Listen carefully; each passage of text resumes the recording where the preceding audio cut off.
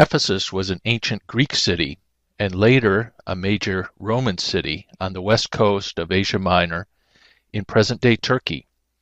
In the Roman period, it was for many years the second largest city of the Roman Empire, ranking only behind Rome. At that time, Ephesus had a population of more than 250,000 in the 1st century BC. The city was famed for the Temple of Artemis, which was completed around 550 BC, one of the 7 wonders of the ancient world. The temple was destroyed in 401 AD by raiding Goths.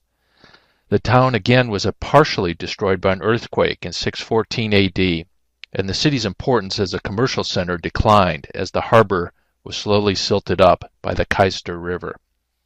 Ephesus contains the largest collection of Roman ruins in the eastern Mediterranean. Only an estimated 15% has been excavated.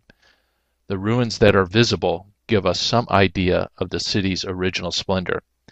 For example, the Library of Celsus, the facade of which has been carefully reconstructed from all original pieces, was originally built in 125 AD in memory of Tiberius Julius Celsus, a Greek who served as governor of Roman Asia.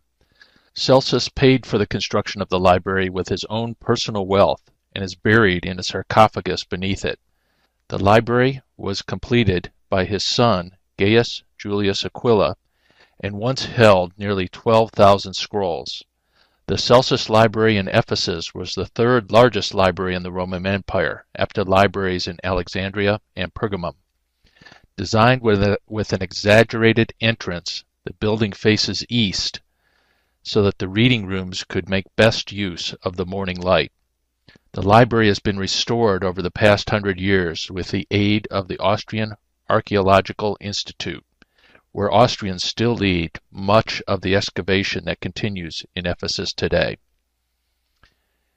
This gate next to the library is the Gate of Mazaeus and Mithridates. It has 3 passageways on the right side of the library and was built in 40 AD by the slaves Mazaeus and Mithridates for their emperor Augustus, who gave them their freedom. The passages are vaulted on the front side, facing the Celsus Library, and are made of black marble, while the other side is white. We saw these public latrines. They were part of the Scholastica baths and built in the 1st century AD. They were the public toilets of the city, with an entrance fee to use them. In the center was an uncovered pool, and the toilets were aligned along the walls. There was an extensive drainage system under the toilets. The public toilets in Ephesus ranged side by side with no partition between them, where the rich people used to send their slaves and heat the seats for them, sitting on the seats for their masters until they arrived. On the Marble Road, there are some drawings believed to be an advertisement for a brothel. This etching in the marble is known as the first advertisement in history. There's a footprint, one finger showing the library, the other showing the brothel. On the marble road leading up to the harbor, the explanation of this sign is that the heart symbol in the woman's head says that if you want the love of a young woman, turn left at the library. There's also a symbol for money. We also saw such informal symbols for Judaism and Christianity, as Ephesus was a major center for both.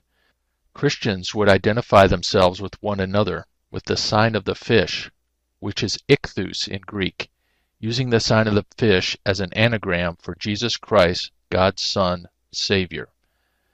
The Apostle Paul came to Ephesus 2 times during his travels, at one point giving daily talks in the school of Tyrannus from AD 52 to 54.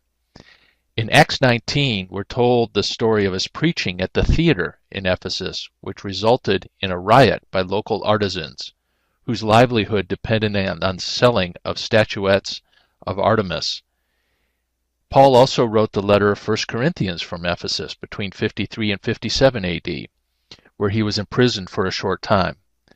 Later, Paul wrote the epistle to the Ephesians while he was in prison in Rome around 62 AD. Ephesus was one of the 7 churches of Asia that are cited in the book of Revelation. It is thought that the Gospel of John was written from Ephesus. The Church of Mary, close to the harbor of Ephesus, was the setting for the Third Ecumenical Council in 431 AD. The house of the Virgin Mary, about 4 miles from this location, is believed to have been the last home of Mary, the mother of Jesus. John the Evangelist, the Apostle John, also lived in Ephesus in his later years, except for a short time when he was imprisoned or exiled on Patmos. The terrace houses of Ephesus are a relatively new excavation. They were built on the hill opposite Hadrian's temple. They're called the houses of the rich, important for the reason that they give us information about family life during the Roman period. There are 6 residential units that are being excavated, the oldest buildings dating back to the 1st century BC, and they continued as residence until the 7th century AD. The heating system of the terrace houses were the same as that in the baths. Clay pipes beneath the floors and behind the walls carried hot air throughout the houses. The houses also had cold and hot running water. The rooms had no windows, but they were illuminated from light coming from the open halls, so that most rooms were quite dim. The excavations of the terrace houses started in 1960. Ephesus had an Odeon, a small roof theater which was constructed by around 150 AD. It was a small salon for plays and concerts and seated about 1,500 people. The Hercules Gate is so named because of the relief of Hercules that is on it. Only the 2 sides of the column remain today, and the other parts have not been found. The relief of the flying Nike or Nike in the Domitian Square is thought to have also been part of this Gate of Hercules. The Hercules Gate narrowed access to the street, preventing the passage of vehicles, as the street had become a pedestrian area.